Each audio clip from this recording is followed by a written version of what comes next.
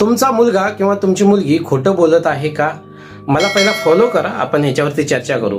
ते खरोखर खोटारडे असतात का की काहीतरी लपवत असतात? काहीतरी खरं कारण आहे ते वेगळं असतं. बहुतेक पालक मला सांगत असतात, माझं मूल आहे ते खूप खोटं बोलतं, सगळं काही लपवतं, सांगितलं तरी खरं बोलत नाही. पण सायकोलॉजी काय सांगते? मुलं खोटं बोलत नाहीत कारण त्यांना खोटं बोलायला आवडतं.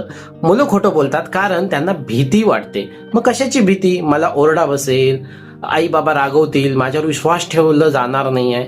एक छोटीशी गोष्ट पहा. 11 वर्षाचा एक मुलगा होता, त्याने होमवर्क केलेला नव्हता. टीचरने देखील ओरडा दिला होता. त्याने आईने आल्यावरती विचारलं की होमवर्क केलास का रे तू? तो थोडासा थांबला आणि म्हणाला हो केला म्हणून. तो खोटं का बोलला असेल? कारण त्याला वाटलं जर काय मी खरी गोष्ट माझ्या आईला जर काय सांगितली तर माझी आई रागवेल. म्हणजे तो खोटं बोलतोय कारण तो वाईट आहे असं नाही आहे. तो खोटं बोलतोय कारण तो घाबरलेला आहे, हे समजून घ्या. सायकोलॉजी सांगते ज्या घरामध्ये फिअर म्हणजे भीती जास्त असते तिथे ऑनेस्टी म्हणजे प्रामाणिकपणा कमी होतो. आणि ज्या घरामध्ये ट्रस्ट म्हणजे जिथे विश्वास जास्त असतो तिथे मुलं हळूहळू खरं बोलायला लागतात. आणखीन एक गोष्ट लक्षात ठेवा, प्रत्येक मुलाचा स्वभाव वेगळा असतो. काही मुलं जास्त सेन्सिटिव्ह असतात, त्यांना ओरडा जास्त लागतो म्हणून ते जास्त लपवतात. मग पालकांनी काय करायचं?